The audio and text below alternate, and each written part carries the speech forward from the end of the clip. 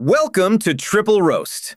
I am your host, Alistair the Cat, a creature of flawless elegance, and arguably the most intellectually superior mind to ever grace a podcast.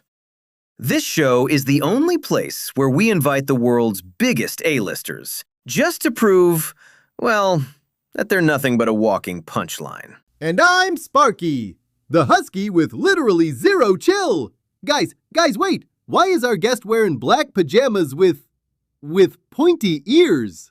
Is he like a depressed Doberman or something? I can smell the leather from here. Can I bite him? Please let me chew on his cape. Sparky. If you ran on the track with half that energy, you'd be a champion. Please stop spinning. You're making me dizzy. Walter here. Retired racehorse.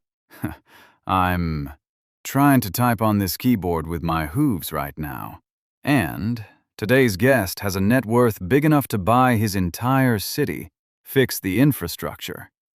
He's got enough cash to bet on every single horse in the race, just to guarantee a win.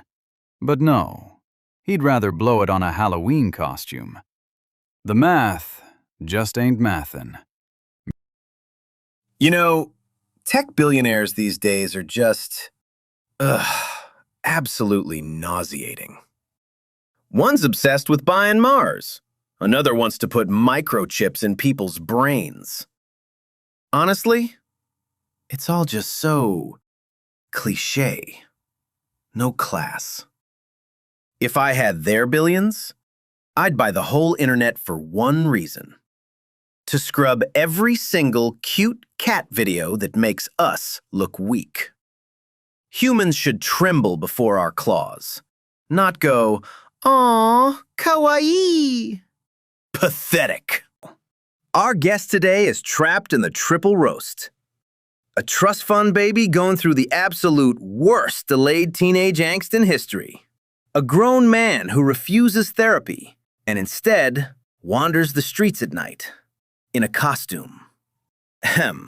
Mr. Bruce, or Bat Dude. Welcome to the show. My question is this an audio-only podcast? 'Cause I spent 2 hours in front of the mirror, practicing my brooding glare, and it'd be a real shame if nobody gets to see it. Audio only, darling. But don't worry. Your ego is loud and clear. Now, drop the fake gravelly voice. Come on. You're not in a Michael Bay movie. I'm not faking anything. This isn't just a voice. I am the terror that flaps in the night. I am the night. Wait! Hold on a sec. Did you just say you're the night? I just realized something crazy. You sleep all day, right? And you go out hanging around all night. That means you're a literal bat. Serious question, Bat Dude. Do you sleep like hanging upside down by your feet from the ceiling of your cave?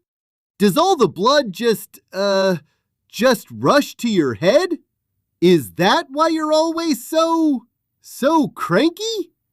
I sleep in a bed, you stupid dog. A very expensive bed. And the only thing hanging upside down in that cave is your understanding of basic biology. Oh, more important question. Do you have rabies? 'Cause my cousin Max got bit by a bat once, and they had to put him in the cone of shame for a whole month. Do you sleep with a giant plastic cone around your neck looking like a bedside lampshade?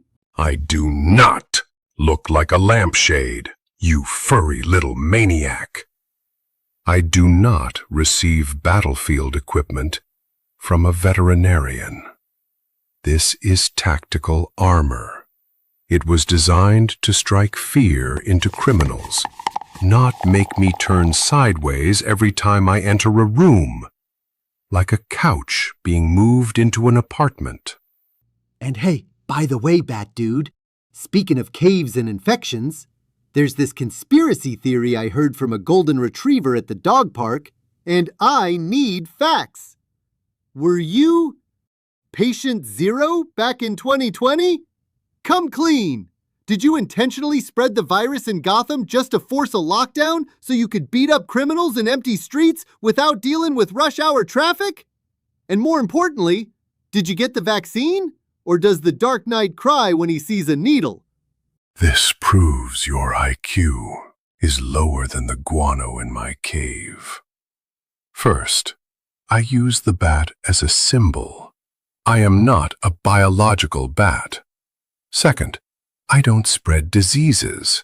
I cure a moral plague called crime. If you think my cowl is just for show, you don't realize it has built-in nanofilters that protect me from toxic gas, biological threats, and the sheer stupidity of these questions. Nanofilters? Brilliant. But let's talk about the real genius in your suit design, shall we? You armored your entire body in Kevlar, put filters over your eyes and nose, but you left the bottom of your face completely exposed. Your chin is basically screaming, "Please, scratch me right here."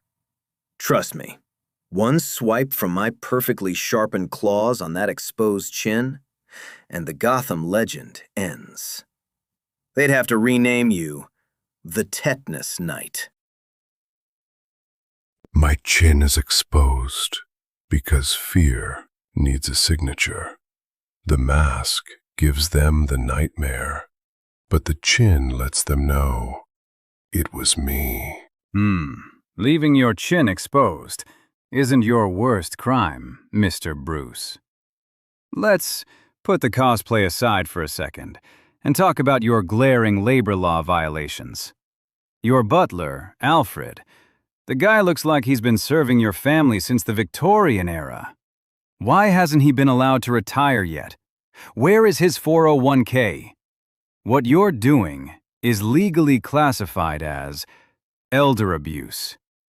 The man should be on a cruise in the Bahamas, reading a book and sipping a pina colada, not stitching up your wounds in a damp basement. At 3 a.m. Alfred isn't just an employee. Alfred is family. He served in the British Special Forces. He's tougher than you think. He chooses to stay because he believes in my mission. Oh, British Special Forces? So his grand reward for serving his country is spending his golden years dusting a giant metal dinosaur in your basement and scraping bat guano off your windshield? That's not a sacrifice, darling. That's an insult. Just imagine a man with a refined British accent forced to wash your Kevlar underwear. Tell me, do you pay him time and a half when you wake him up at dawn to scrub clown blood off your armor? You three have no idea what Alfred actually does. He doesn't just hold a tray and dust furniture. He runs the manor, organizes the cave, fixes my gear, cleans the Batmobile. And Alfred is family to me. He keeps my life from falling apart so I can focus on the mission, which is more than I can say for this circus you call a studio, considering one of you is licking the microphone, another is judging me with hooves, and the cat thinks every mirror is his fan club.